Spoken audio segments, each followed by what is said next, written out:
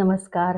मी अपर्णा कुलकर्णी आणि आज तुमच्या भेटीसाठी आलेली आहे ते म्हणजे कुंभमेळ्या संदर्भात बोलण्यासाठी. खरं तर 26 फेब्रुवारीला कुंभमेळ्याचं समापन होणार आहे. 13 जानेवारी 2025 पासून कुंभमेळा सुरू झाला आणि ह्या वर्षीचा यावेळेसचा कुंभमेळा जो महाकुंभमेळा आहे, त्याच्याविषयी प्रचंड उत्सुकता सर्वसामान्य मानसांमध्ये निर्माण झाली. माझ्याही मनात निर्माण झाली. कुंभमेळ्याबद्दल सर्वसाधारण माहिती आपल्या सगळ्यांनाच असते, पण ह्या वर्षीचा खूप स्पेशल असा का आहे, त्याला महाकुंभ का म्हणतात, याविषयीचे अनेक व्हिडिओज सगळीकडे आले. सगळ्यांनी सगळ्या प्रकारे माहिती द्यायला सुरुवात केली. ज्याप्रमाणे सकारात्मक माहिती आली, त्याप्रमाणे नकारात्मक माहिती सुद्धा आपल्यासमोर खूप प्रमाणात आली. पण आपण डोळे आणि कान, आपले सगळे सेन्सेस जागे असतात आणि आपण ह्या सगळ्याचा एक माणूस म्हणून, एक हिंदू धर्माचा अनुयायी म्हणून आपण एक शांतपणे विचार जर केला तर बऱ्याच गोष्टी आपल्या लक्षात येतात आणि तशा त्या माझ्याही लक्षात आल्या. त्याच्या अनुषंगाने मी जे काही वाचलं, ऐकलं ते आज तुमच्यासमोर मांडण्याचा मी प्रयत्न करते आहे. कुंभमेळा हा 12 वर्षांमध्ये दर 3 वर्षांनी 4 ठिकाणी होतो.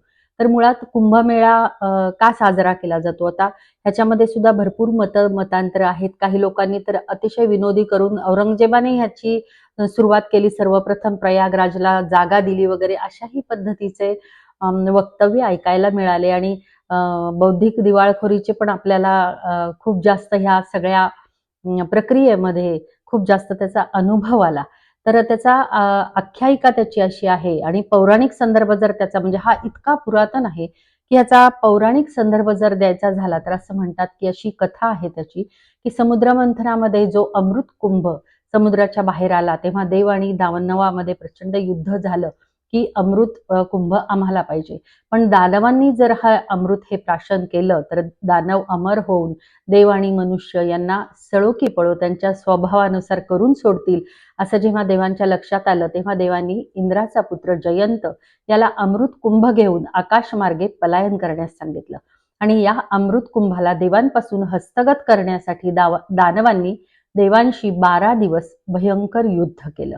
आता हा 12 या आकड्याचा वारंवार उल्लेख येतो. तर हे 12 दिवसाचं युद्ध जे झाले तर या युद्ध काळामध्ये अमृत कुंभामधून काही थेंब हे पृथ्वीवर पडले. आता हे अमृताचे थेंब हरिद्वार, प्रयाग, उज्जैन आणि त्र्यंबकेश्वर इथं पडले अशी मान्यता आहे आणि त्याच्यामुळेच या 4ही ठिकाणी कुंभ मेळ्याचं आयोजन केलं जातं. चंद्राने कलशामधून अमृत सांडताना वाचवलं तर सूर्याने अमृत कलशास फुटू दिलं नाही आणि बृहस्पतीने राक्षसांपासून रक्षण केलं आणि त्याच्यामुळेच जेव्हा सूर्य, चंद्र व गुरु कुंभ राशीत प्रवेश करतात तेव्हा कुंभमेळा भरतो.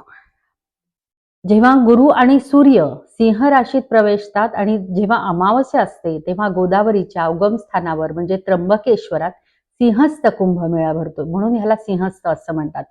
आता महाकुंभ मेळा जो आहे, ज्याला महाकुंभ का म्हणायचं, तर जो 13 जानेवारी पासून सुरू झालेला आहे, 13 जानेवारी 2025 पासून आणि याची समाप्ती होणार आहे 26 फेब्रुवारी 2025 म्हणजे महाशिवरात्रीला.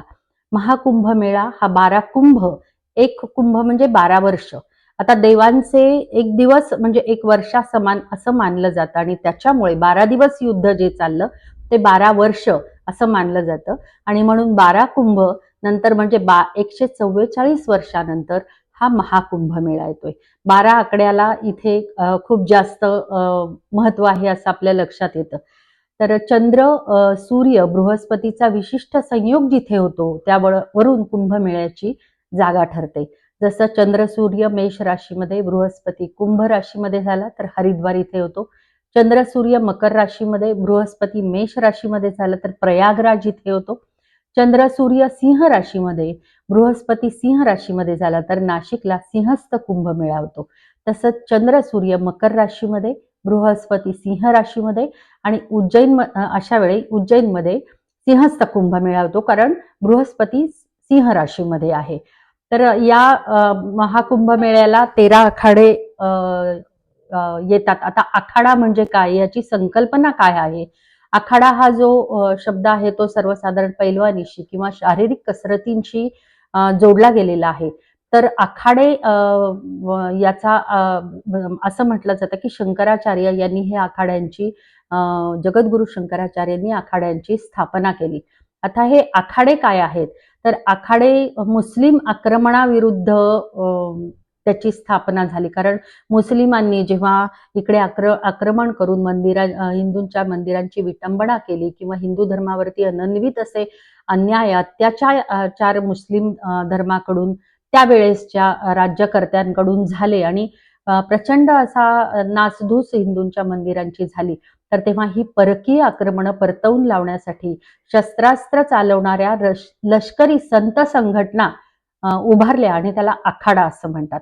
याचा विस्तार भारतभर झालेला आहे. उत्तर भारतापासून गोदावरी नदीपर्यंतच्या सर्व पंथातील सर्व तपस्वींचे संघांमध्ये वर्गीकरण केले आहे आणि हे संघ म्हणजेच आखाडे.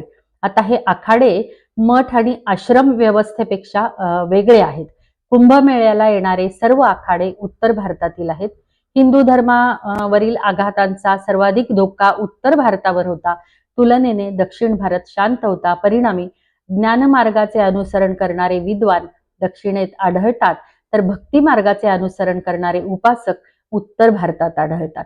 आखाडा हा जातीभेद विरहित असतो, हे इथे लक्षात घेणं फार आवश्यक आहे. आपण धर्म म्हटलं की त्याला जातींमध्ये पंथांमध्ये आपण त्याचं विभाजन करतो, पण आखाडा हा जाती विरहित असतो आणि इथे सर्वांना प्रवेश आहे.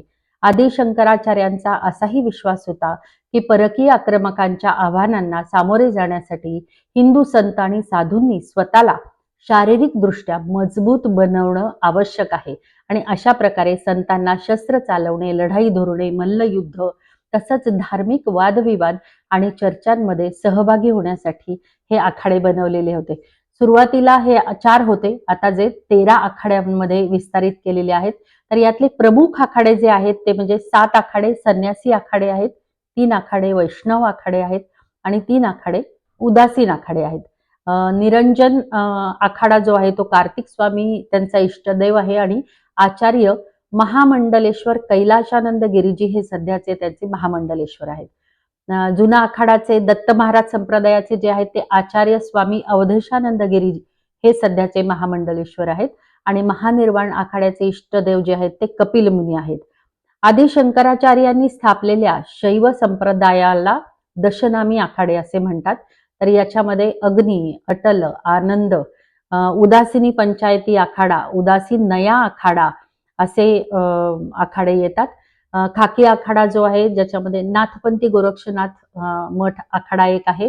जुना दत्त जो भैरव आखाडा म्हणूनही ओळखला जातो. दिगंबर जो वैष्णव आखाडा आहे आणि निर्मोही हा सुद्धा वैष्णव आखाडा आहे. पंच अग्नी आखाडा आणि वैष्णव बैरागी आखाडा आणि आता सिद्धिविनायक मानव कल्याण मिशनचा वारकरी आखाडा हा सुद्धा एक नव्याने तयार झालेला आहे.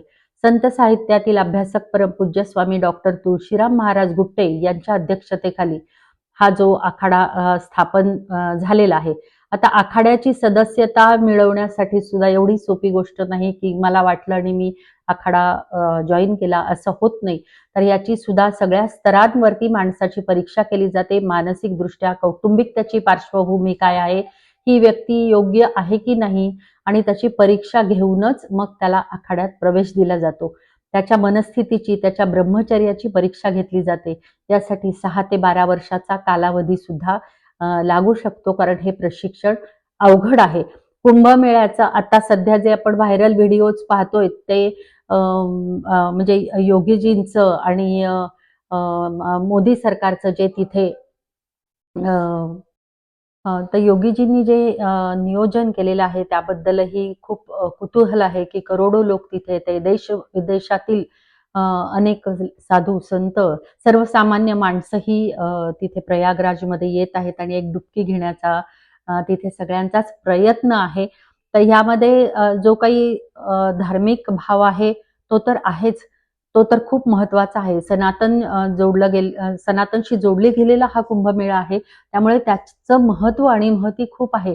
पण त्याहीपेक्षा मला असं वाटतं की इतक्या करोडो लोकांनी इथे येणं आणि त्यांचं इतक्या सुंदर पद्धतीने जे आयोजन जे केलं जात आहे, इतक्या वेगवेगळ्या संस्कृती एकत्रित होत आहेत आणि वेगवेगळ्या संस्कृतींची देवाणघेवाण जी केली जाते आहे ही सुद्धा खूप जास्त आकर्षक आहे.